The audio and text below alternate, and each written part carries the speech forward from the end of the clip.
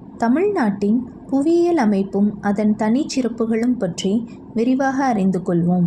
தமிழ்நாடு இந்தியாவின் தெற்கு பகுதியில் அமைந்துள்ள முக்கிய மாநிலம். இது 8°4' நார்த் டு 13°35' நார்த் வரை, மேலும் 76°18' ஈஸ்ட் டு 80°20' ஈஸ்ட் வரை பரவியுள்ளது. முக்கிய புவியியல் பிரிவுகள். மேற்கு தொடர்கள். மேற்கு தொடர்கள் தமிழ்நாட்டின் மேற்கு பகுதியில் நீளும் உயரமான மலைத்தொடராகும். முக்கியமான மலைகள் நீலகிரி, ஆனைமலை, பவானி, பழனி, காடமம் ஹில்ஸ் மற்றும் அகஸ்தியர் மலைகள். கிழக்கு தொடர்கள். கிழக்கு தொடர்கள் வடகிழக்கிலிருந்து தெற்கு திசை வரை பரவும்.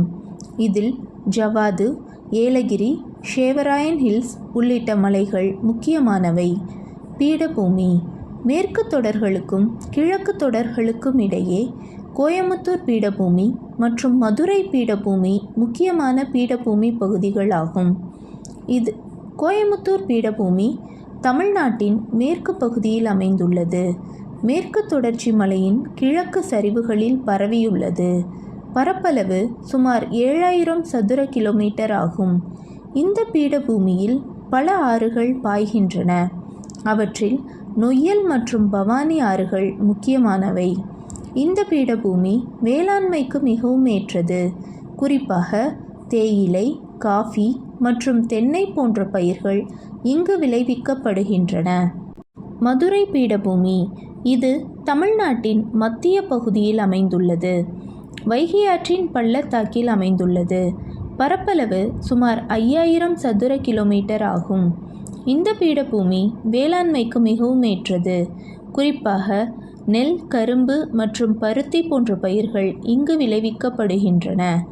உள் சமவெளிகள். இவை மாநிலத்தின் உட்புறத்தில் உள்ள சமவெளி பகுதிகளாகும். இங்கு பாலாறு, வைகை, பெண்ணையாறு, தாமிரபரணி, காவிரி போன்ற ஆறுகள் பாய்ந்து செல்கின்றன. கடலோர சமவெளிகள். தமிழ்நாட்டின் கடலோர சமவெளி கிழக்கு கடற்கரையில் வங்காள விரிகுடாவையும், மேற்கில் அரபிக்கடல் மற்றும் தெற்கில் இந்திய பெருங்கடலையும் எல்லையாக கொண்டுள்ளது.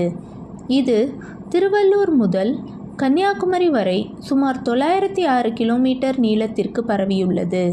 இந்த சமவெளி வடக்கில் பழவேற்காடு முதல் தெற்கில் கன்னியாகுமரி வரை நீண்டுள்ளது. மேற்கு தொடர்கள், கிழக்கு தொடர்கள், கடற்கரை சமவெளி ஆகியவை ஜவ்வாது, ஷேவராயன், ஆனமலை, பழனி, அகஸ்தியர் எனும் பல வளர்ந்த மலைகளையும் ஆழமான பள்ளத்தாக்குகளையும் கொண்டுள்ளன.